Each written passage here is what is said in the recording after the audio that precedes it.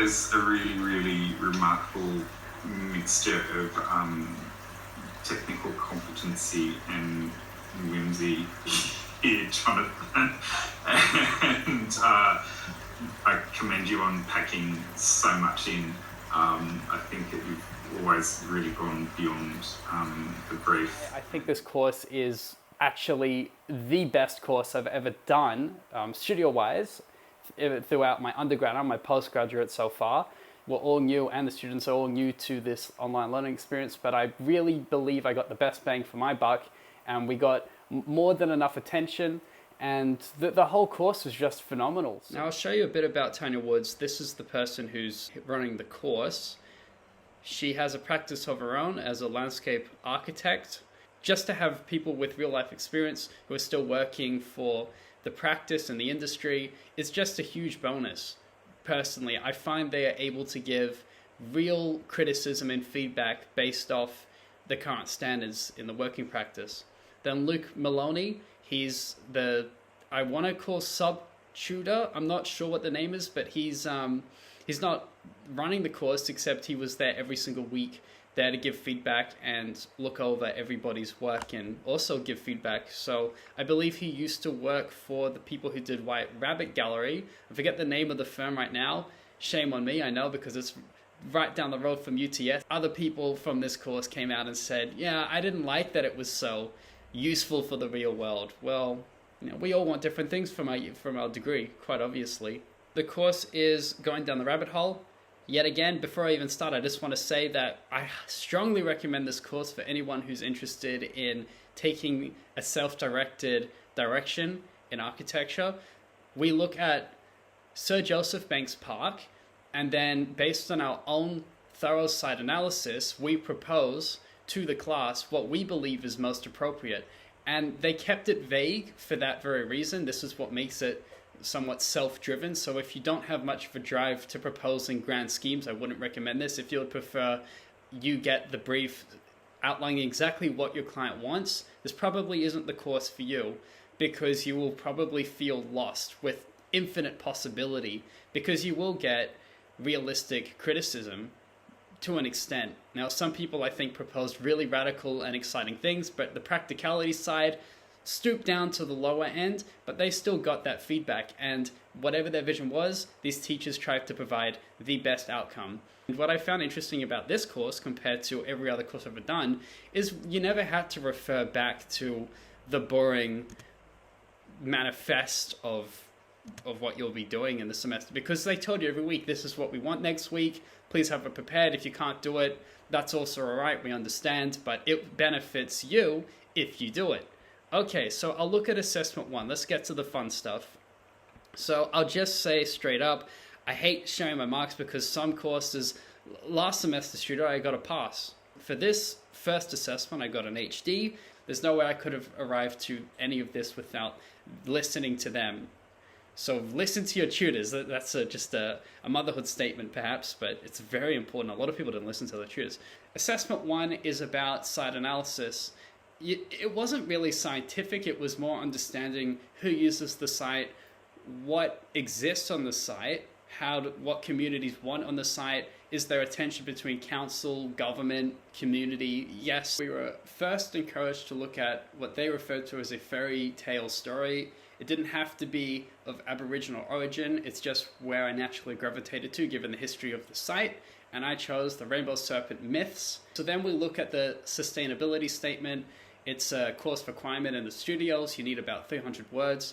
And then on top of that, we were required to have a return brief. So that's our interpretation based on the sustainability statement and a site analysis.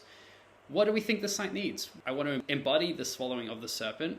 I want a small cafe in the clouds. And I want a sanctuary. So it starts off quite simple.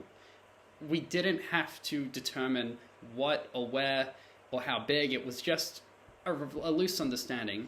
And the feedback I got was this came across more as an art piece than architecture, but that was a good thing. So first I looked at topography. Next is the master plan. So I propose a entrance scheme, then what I come to refer to as the 1,200 people sculpture. It refers to the 1,200 Aboriginals who are estimated to have lived in Guia before. Oh, and Guia is what Botany Bay area used to be called, and that on the map is here shown in orange, and that indicates, well, we have these veins of intense loudness. It's the freeways that surround the park, but if we want to introduce flora and fauna, well, we have to reduce some of the industrial actions and the sounds that are coming into the park and how people move through the park, so we can let animals feel comfortable and have their quiet space where possible and if possible. So we have to reduce how people move and behave through these quiet areas, and I determined this to be the best place.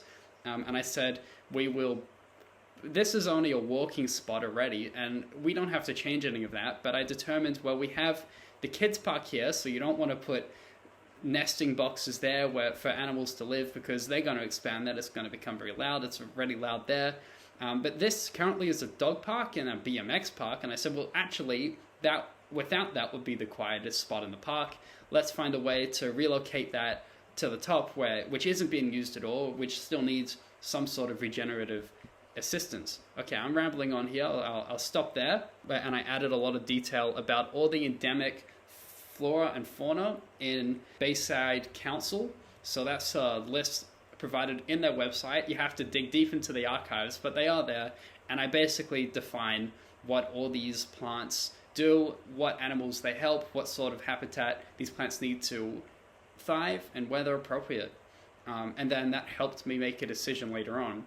So bear in mind, Tanya Woods, the course convener, is a landscape architect. So when I showed these presentations to my work associates, they all said, this almost looks more like a landscape architect project than an architecture. And I think that's a fair comment to make. No, it's not a coincidence, but I still find it incredibly useful for understanding site. And I think this is something that actually should be done more by architects, at least in scales this large. I mean, it is a park as well, so it's not unwarranted. Yellow is where I believe the site is doing the restoration of habitats well. Red is where I believe they are not doing very well at all and need revisiting from some intervention or regeneration scheme that has not been visited. And then here I look at the changing of the path, of the paving, and it's very self-explanatory. Didn't need to go much into that in my presentation. Then I said, here's some precedents, because the first part was not to do with design, but then I hinted, well, maybe it'll be something like this, yada, yada, yada. Okay, so that got an HD. Okay, assessment 2 is taking the same information and then making an educated response and interpretation of what they've given us as the entrance, the kiosk, and the mystery structure. So we had 3 different big schemes which needed to come together. A lot of people went straight into the park, which is here in orange. I decided, actually, you know what, if my focus is about sound and letting animals be in a quieter spot, well then it's best that I relocate what's going on and move it to the already disturbed areas of the site. And it turns out that there is this very large industrial car park which is basically unused. There's also a port next to it. I don't know what's going on with that. It's a huge untapped opportunity, and there's a bridge that goes back and from the park. And anyway, I decided this is the best place to combine everything, because I don't want to undermine the efforts that communities have already done to restore the area. I'm not going to read this, but I changed my brief and my return brief, and I kept doing the return brief. It wasn't a requirement, but I kept doing it because it actually seems like a really fantastic idea. It basically lets me go back in time after my presentation and say, well, this is where it changed, and these are talking points. Then I looked at a material palette. It's very industrial because the area is covered in industrial elements. And then I did a perspective. This was all in Photoshop, so I just drew it on an iPad. So, and I think there's a book that Glenn Murcutt constantly references, The Thinking Hand. Very, very intelligent insight. The mind thinks when you hand draw as opposed to being locked in on a computer-generated thing. And I think part 1 and 2, assessment 1 and 2, is the best time to be hand drawing. It doesn't have to look perfect, because this isn't about perfection. This is about getting the concept and the fundamentals as best as possible. So we have this existing bridge here, and I basically say the site's already scarred. What can we do here without disturbing the rest of the site? Okay, let's just put it on top of the bridge. Then we, as a course requirement, you have to do a certain set of documents. I hand you all of this. The way I get it to scale is I basically just draw in plan the size. So I trace over 6 maps because we don't have access to survey information. And then I work with that and I just layer it up in Photoshop, and that gives me the exact size of from here to here is 30 meters. And that just set up the basis. So hand-drawn plans, no problem. Then my mystery structures here, it becomes a tower. This is the tower. You can see here I'm actually starting to draw up in CAD. This one was easier to do because it's just a very small thing. But it's another opportunity to look at the site from a heightened perspective, which no one else has been able to do before.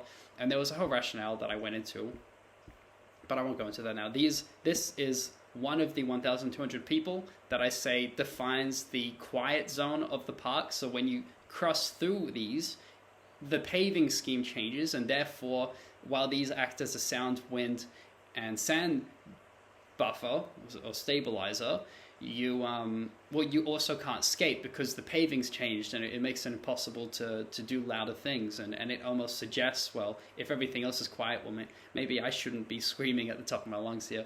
I'm sure it would happen, but it's only suggestive. You can't force anybody to do other things, but you can certainly suggest it. It looks like that's the end of assignment 2. That one I got a distinction for. I honestly think from the feedback, it should have been an HD, but I won't get picky. I'm very happy with the presentation. Then this one I presented 2 days ago. Oh, spoiler alert. Maybe we'll get a distinction, maybe we'll get an HD.